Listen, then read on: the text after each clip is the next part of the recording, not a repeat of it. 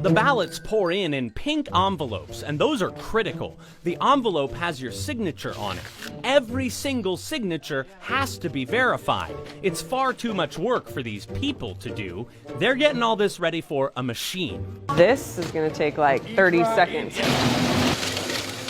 Each one flies past a barcode scanner so it can be sorted by precinct, and a camera which grabs a picture of your signature. The machine checks that picture against the signature in your voter file. It does it all hundreds of times in mere seconds. All the signatures checked out? Got it.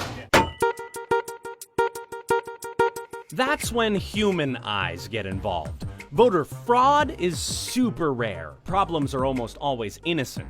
We weren't allowed to film the signatures because privacy, but they did let me see how it works. The machine flagged one man's signature because it didn't quite match the one on file. We have a Raymond in the state system, and we have Ray on the ballot that came in. Got it. What are you going to do with this one? Well, because I can tell if the signature matches and the last name matches, then I'll make it good. And then so the new one gets saved in the system, so now you can sign it either way. Yeah. Got it. Cool. There you go, Raymond. They could tell it still looked like his writing. And if it doesn't, then it's... That's when she would send them. You get the nasty gram. It's not that nasty. You can fix it. It's fine. If they can't verify you, or you forgot to sign your envelope at all, they will mail a form you have to sign with a deadline. Even if that deadline's after Election Day, your vote will still count. Your envelope is scanned in. We know whether you cast a ballot. That's all public record. But by law, how you voted is secret, and it's up to the people in this room to keep it. She's extracting the actual ballot. The envelopes go over here, ballots go here.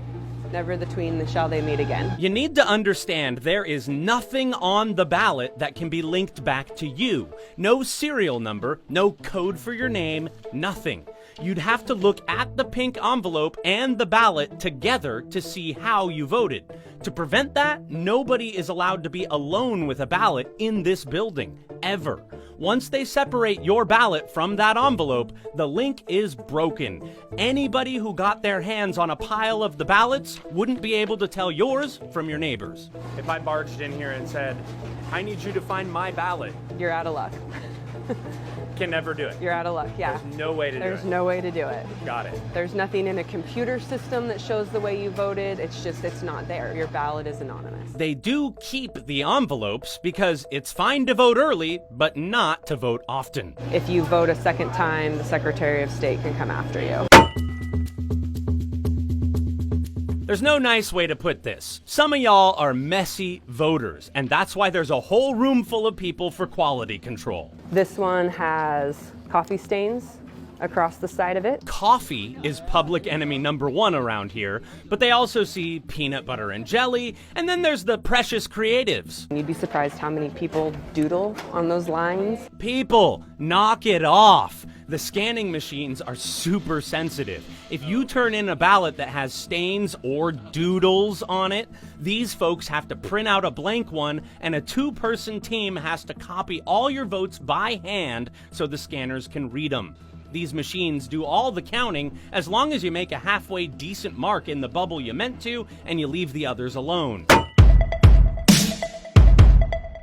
They filled in the no bubble completely, but there is a small, tiny little dot on the yes bubble. They probably rested their pen tip on here and got a little bit of ink on the yes mark. The machine can only see that this voter marked 5% of the yes bubble and all of the no bubble, but humans have to look to decide what the voter meant. Here, we're gonna make the determination that they were a no vote. Got it. And move this through the system and it'll be counted.